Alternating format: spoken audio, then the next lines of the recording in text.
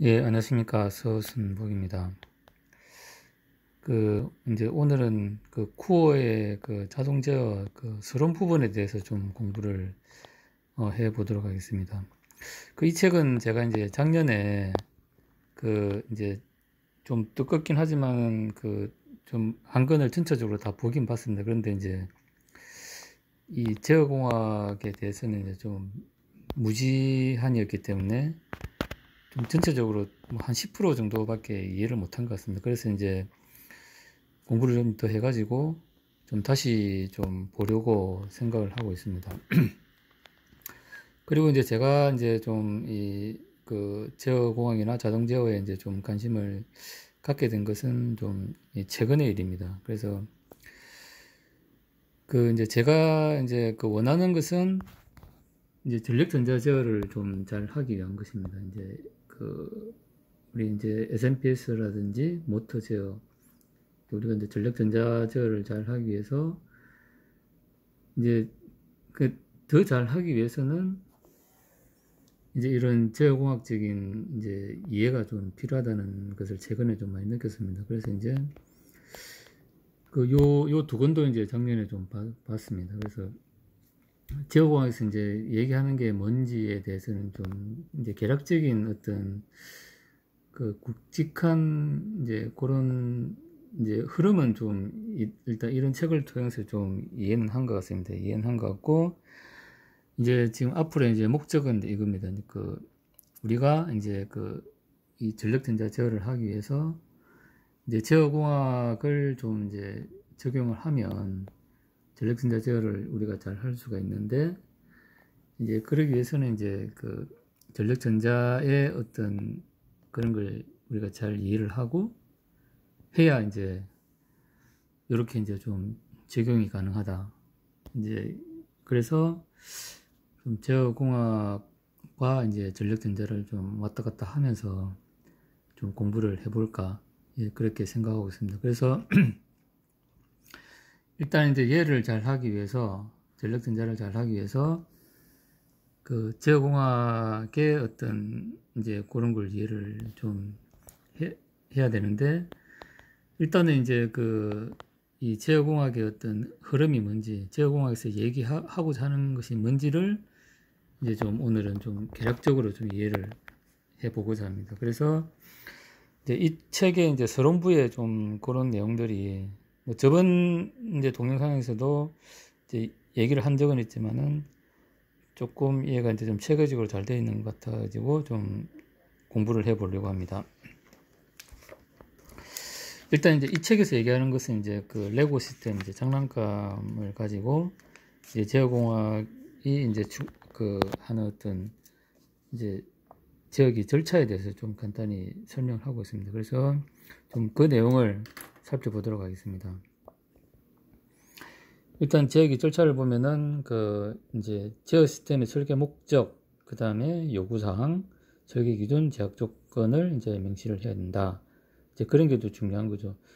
사실 우리가 이제 어떤 프로젝트를 이제 설계할 때 이제 고객의 요구 조건이 있고 이런 식으로 설계를 해 주세요 하는 또 그런 것도 있습니다. 그리고 그 다음에 이제 그 프로젝트를 맡은 우리가 가진 또 역량이라는 게 있습니다. 이제 이제 우리 회사의 어떤 뭐 그런 역량도 있겠지만은 우리 회사 나름대로 어떤 설계 기준이나 또 여러 가지 이제 좀 제약 조건이 있겠죠. 이제 우리 회사에서 못하는 기술은 또 다른 쪽에서 이제 아웃소싱을 해가야 되고, 이제 그런 걸 우리가 이제 요구도나 설계 목적을 정확히 이제 기술함으로써 이제 파악할 수 있다는 것입니다. 그 다음에 이제 그 파악이 끝나면 이제 우리가 이제 설계를 해야 되는데, 그럼 이제 기구적인 부분과 정기적인 부분으로 나눠지는데, 그런 걸 우리가 이제 수학적 모델로, 그러니까 제어공학적인 이제 제어를 하기 위해서는 수학적인 모델로 이제 우리가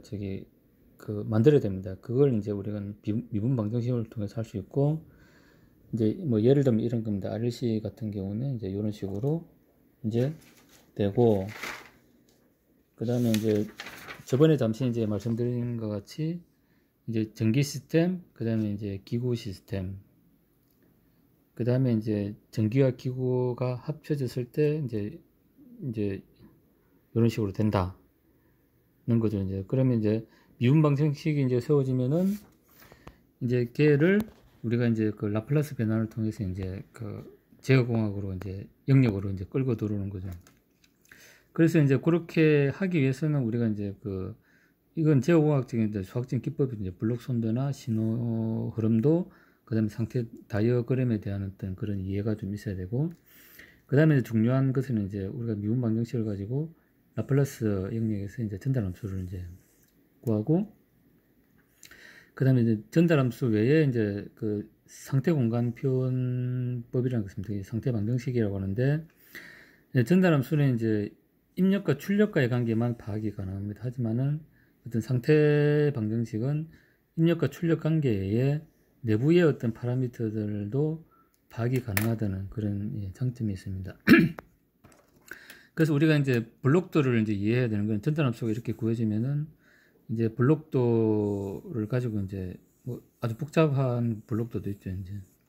근데 대부분 보면은 아무리 복잡하더라도 사실 이제 이런 블록도를 벗어나지는 않습니다. 우리가 이제 정기적으로 제어하게 되면은 뭐 크든 작든 모터를 돌려야 되고, 모터를 돌린다 그러는 것은 정기적인 부분과 기계적인 부분으로 나눠지고, 그 다음에 이제 그 기계적인 부분에서 이제 동작을 하고, 그래서 이제 모터를 돌리다 보면 이제 속도 피드백이 올 거고, 그 다음에 위치 피드백이 올 거고, 그 다음에 이제 정기적인 부분에서 이제 전류 제어를 해야 이제 토크 제어가 가능하기 때문에 이제 전류 제어 루프가 있고, 그 다음에 이제 속도 제어 이제 정갑이를 결정하고, 그에 따른 위치, 최종 RPM 뭐 이런 식으로 하는 것은 이제 크게 벗어나지를 않는다는 것입니다. 뭐 예를 들면 이제 그 이제 전에 말씀드린 비행기 제어하는 것도 여기서 크게 벗어나지 않는다는 것이죠.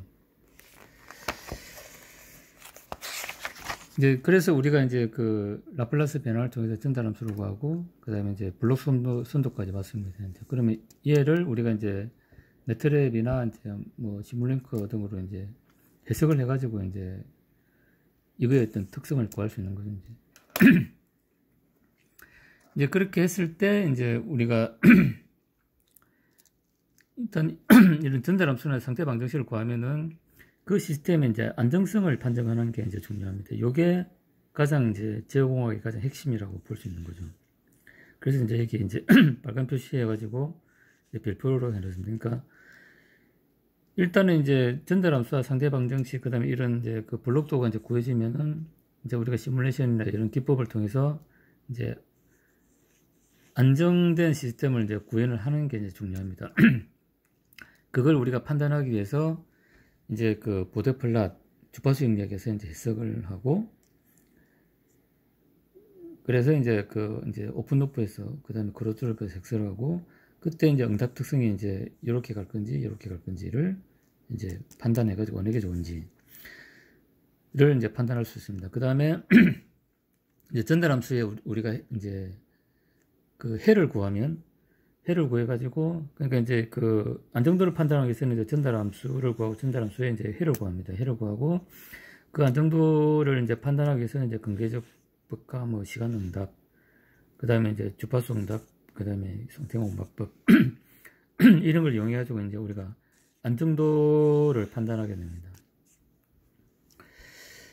그래서 이제 그 전달함수에서 이제 그 우리가 해를 구하면은 이제 그 복소 이제 S 플랜에서 이쪽에서 발산하고 이쪽에서 수렴하고, 그래서 이제 건을 이쪽에 있는 걸 이쪽으로 가져오는 게 이제 핵심이죠. 그러면 이제 우리가 건을 구했는데 이쪽에 이제 우평면에 있더라. 그러면 이제 건을 좌평면으로 가져오기 위해서 우리가 이제 그 플랜트는 이제 기구적으로 설계가 됐기 때문에 건드릴 수 없습니다. 그래서 우리가 이제 컨트롤러를 추가를 해가지고 추가해가지고 얘를 이쪽으로 이제 가져옵니다. 그러면 여기서는 불안정한 시스템이 컨트롤을 통해서 안정한 시스템으로 이제 올 수 있다는 거죠. 그렇게 하는 게 이제 PID 제어입니다. PID 제어는 우리가 0점이나 이제 극점을 이제 추가하는 것입니다. 그러면 이제 우리가 그 라플라스 변화를 통해서 전달함수를 구하고, 전달함수과 그 전달함수의 근이 우리가 S평면에 이제 나타낼 수 있습니다.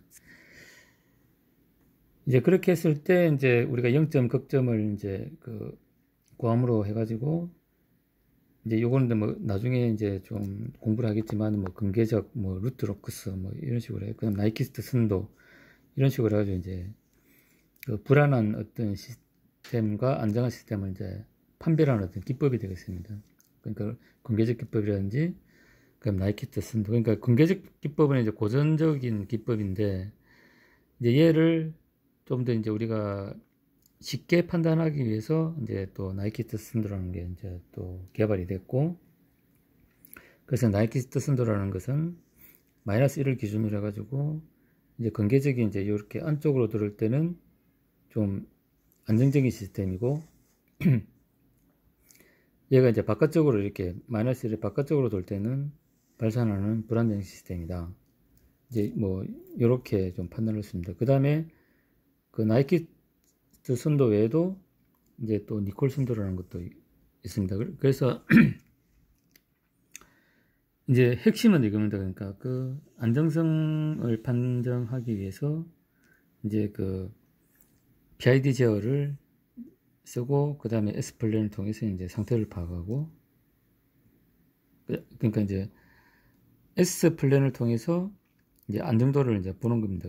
좀 더 편리하게 하기 위해서 이제 니콜 순도나 나이키스트 순도가 있다.